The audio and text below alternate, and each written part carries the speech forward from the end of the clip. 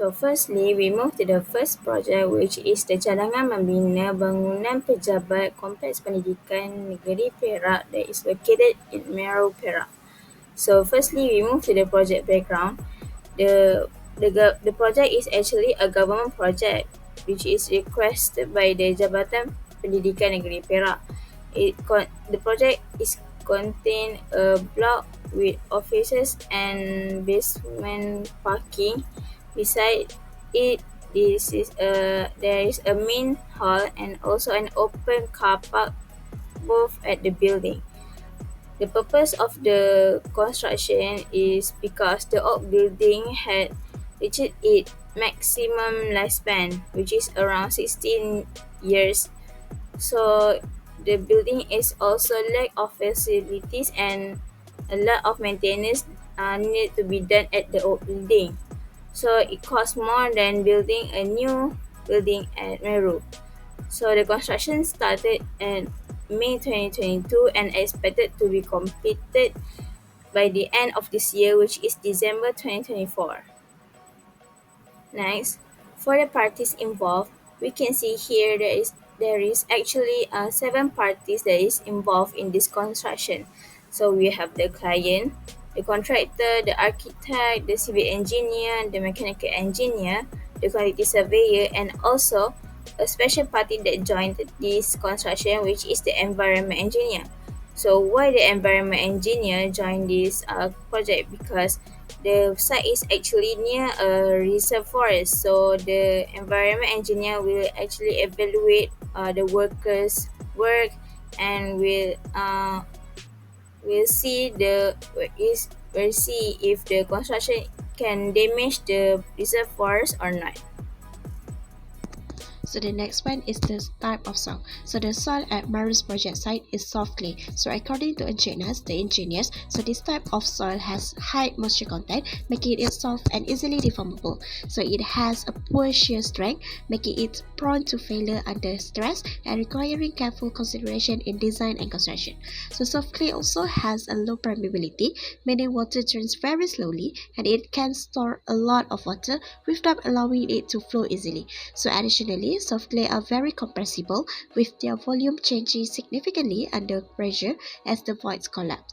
So the amount and concentration of water in the clay also affect its compressibility use.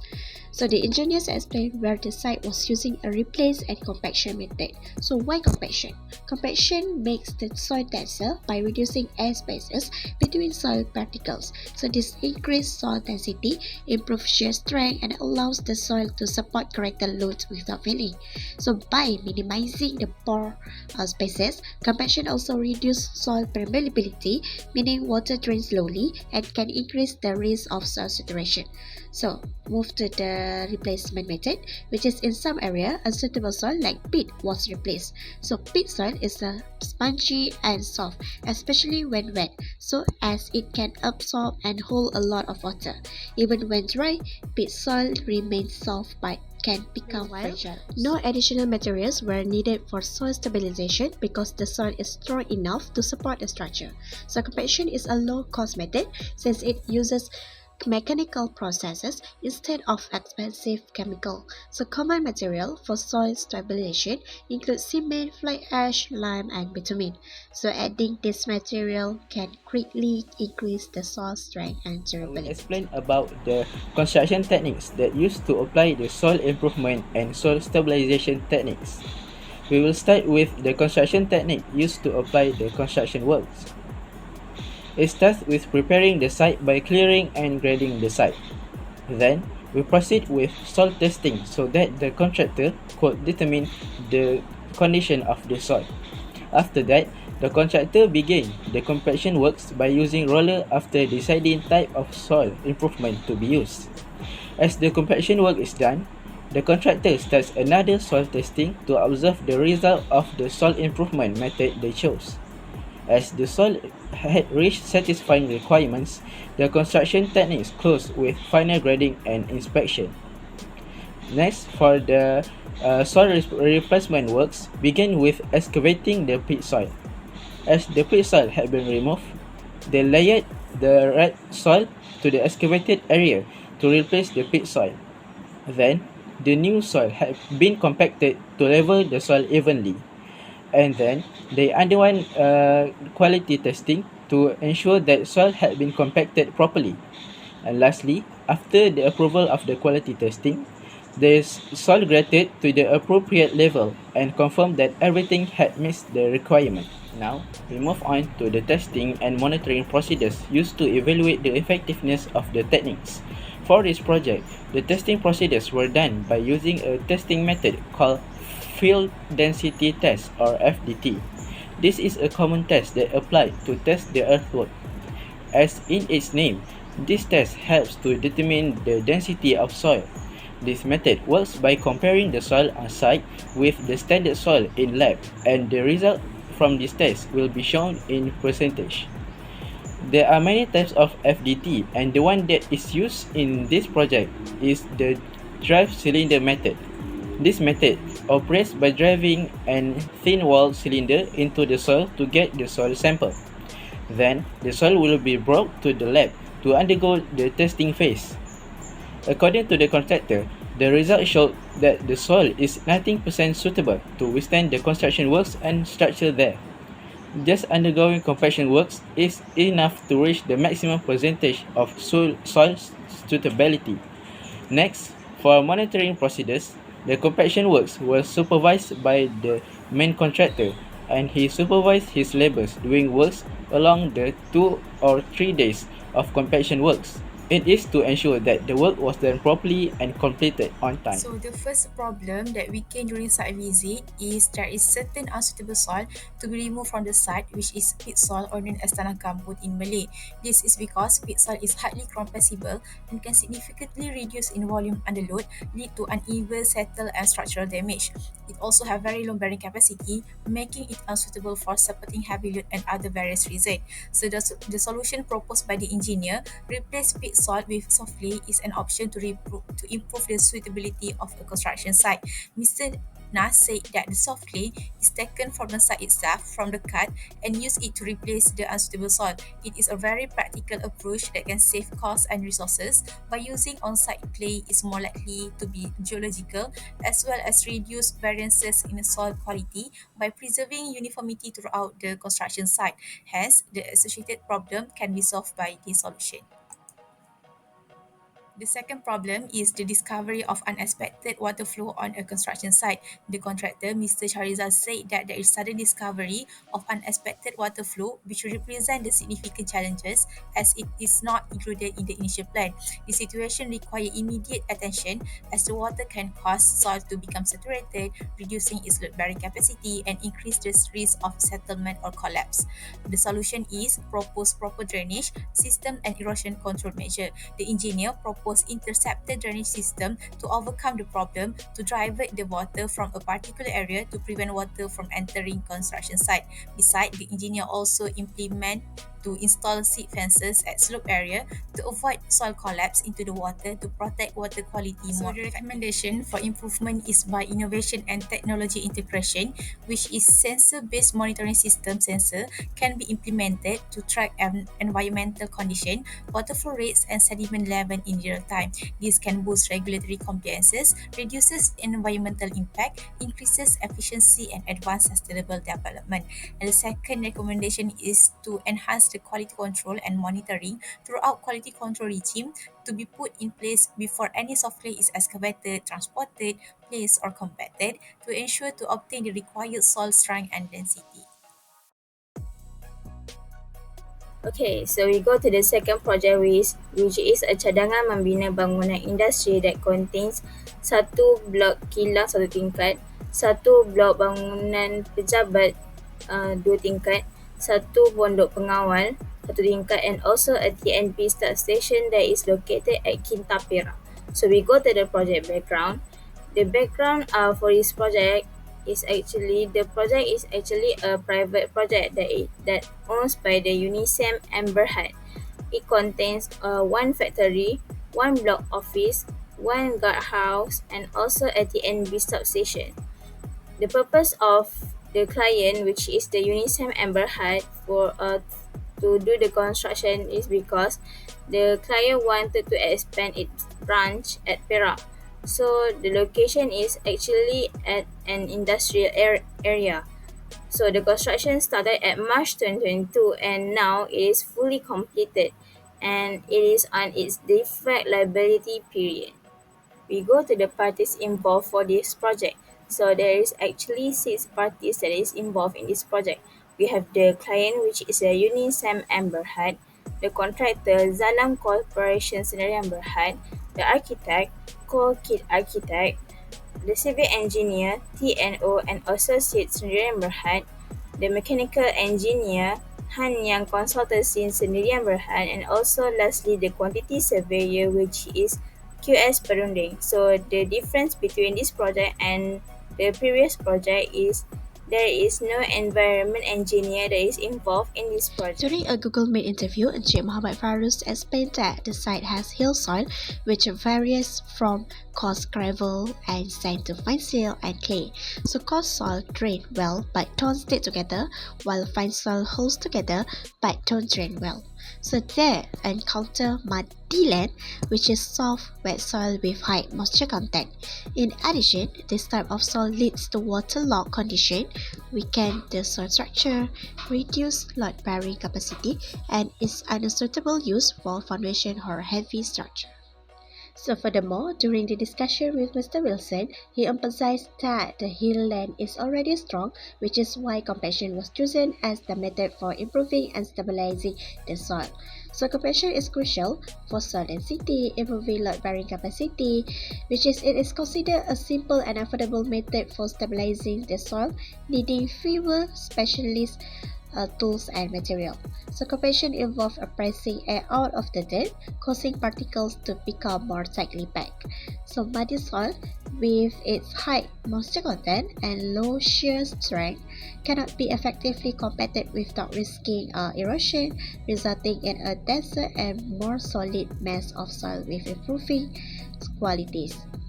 So the next one is in terms of the replacement. Engineers suggest replacing muddy soil with red earth to improve soil condition. So red earth offers superior benefits due to its higher density and lower moisture content, which is it has enhancing the load bearing capacity, also the stability for construction foundation. So additionally, red earth is more resistant to erosion and soil movement when properly compacted, which is it ensuring for a secure long-term foundation for construction. So in terms of project number 2, no chemical admixture are being used for soil stabilization in this project. So in hill land development, some mechanical techniques like compaction and shear synthetic are often considered adequate and cost-effective. So opting to replace soil with the red earth, like mentioned before, so which is more cost-effective than using chemical admixture like lime and cement, which is it helps to control project costs. So moreover, natural soil properties typically offer enough strength and stability for supporting structure during the construction, which is it can avoid the expense and the health risk associated with the chemical admixture. Now, we will continue with the construction techniques used to apply the soil improvement and soil stabilization techniques for the second project. The first one is for the compaction works. It starts with preparing the site by clearing and grading the site. Then, we proceed with soil testing to make sure that the contractor could determine the condition of the soil. After that, the contractor began the compaction works by using roller after deciding type of soil improvement to be used. As the work is done, the contractor began another soil testing to observe the result of the soil improvement method they chose. As the soil had reached satisfying specifications, the construction techniques ended with final grading and inspection. Next, for the construction techniques for soil replacement works, begin with excavating the muddy soil. As the soil had been removed, they layered red earth on the excavated area to replace the muddy soil. Then, the new soil been compacted to ensure the uniformity of soil. And then, they underwent quality testing to ensure that soil had been compacted nicely. Last but not least, after the approval of the quality testing, the soil graded to the appropriate level to inspect and inspected to confirm that everything had met the specification. Next, we move on to the testing and monitoring procedures used to evaluate the effectiveness of the techniques. In this project, the testing procedures were done by using a testing method called Proctor compaction test. This test helps to assess the effectiveness of compaction works. This method works by identifying moisture level of soil after compaction. This method also ensures that the soil will has less permeability and less chance of settlement. There are many types of Proctor compaction tests, and the one that is used for this project is the standard Proctor test.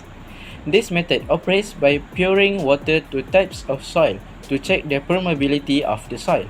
As mentioned by the QS, it is important to ensure that the sample reach a specific percentage of moisture, and this method also required the use of an automatic standard Proctor hammer.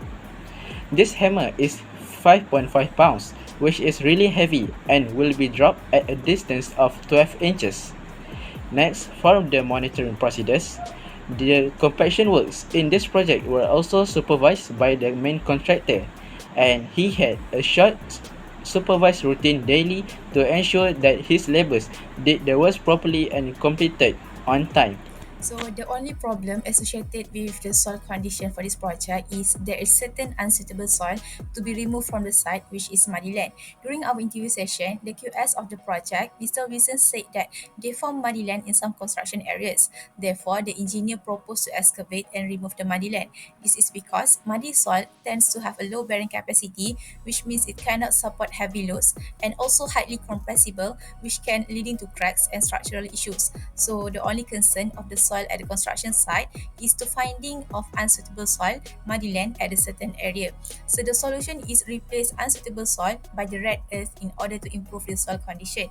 When encountering muddy land, the engineer's proposal to excavate and replace it with the red earth is a practical solution to improve the soil condition. This is because red earth typically has a higher bearing capacity compared to muddy soil that can support heavier loads without undergoing significant deformation, as well as able to withstand the load of the structure and So avoid the the cracks. recommendation for improvement for this project is by using soil stabilization technique, which is to improve soil quality by adding stabilizing chemical like cement or lime to increase stability, reduce compressibility, and boost bearing capacity of the soil. So the second is use of geotextile.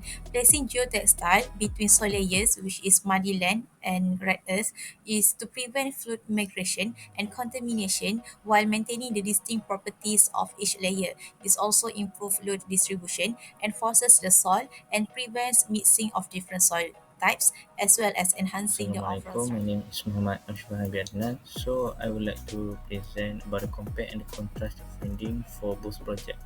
So the similarity for both projects is using the same mechanical stabilization soil, which is compaction and replacement method, and have unstable soil at a certain area of construction that need to be replaced with suitable soil. So the differences for both projects. For the first project, type of soil is using the soft clay and peat soil, while the second project is using the muddy land and hill land at some area. So the type of soil replacement for first project is using the clay from the same site, while the second project is replace soil is the red earth. Improve the soil damage problems for the first project is certain unstable soil to be removed from the site and discovery of unexpected water flow on a construction site. For while the second project is certain unstable soil to be removed from the site, which is muddy land.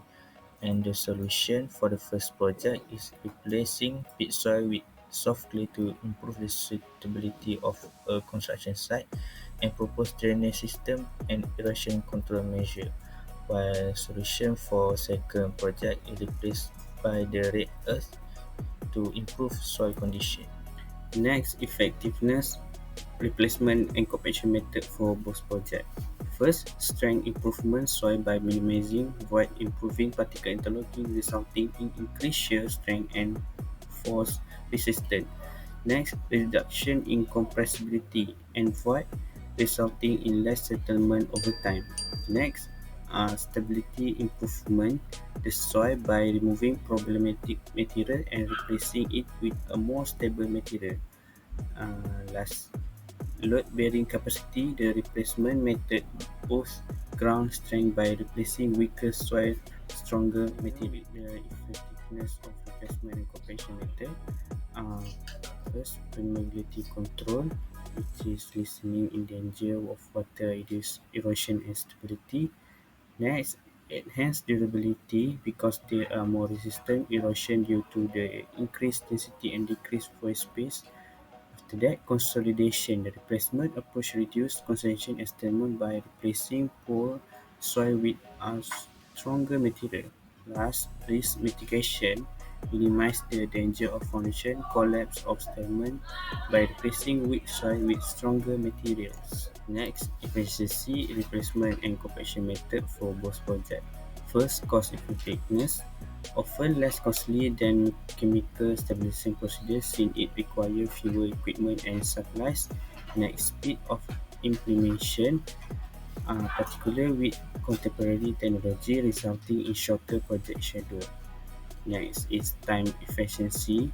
Improved procedures such as deep soil mixing or compaction replacement approach can be faster, especially for smaller areas. Next is cost effectiveness. Minimize the danger of foundation collapse or settlement by replacing weak soil with stronger material. Continue with efficiency, replacement and compaction method for both projects. Energy efficiency equipment is instead to be energy efficient, yet the energy need vary depending on the soil type and desired amount of compaction. Next, scalability and flexibility, making them suitable for a wide range of projects for small-scale home building, a big infrastructure undertaking. Next, control over the quality of the material utilized, resulting in constant and dependable ground condition. Lastly, environmental impact. If the replacement material is locally obtained and inert, resulting in less ecological disturbance than chemical treatment or considerable excavation. So this is the comparison of cost analysis for both project. You can see for the first project, cost analysis for material cost, labor cost, equipment cost, and indirect cost is more expensive than second project. So the total cost for the first project is 1.3 million. It's more expensive than the second project, which is almost reached 800,000.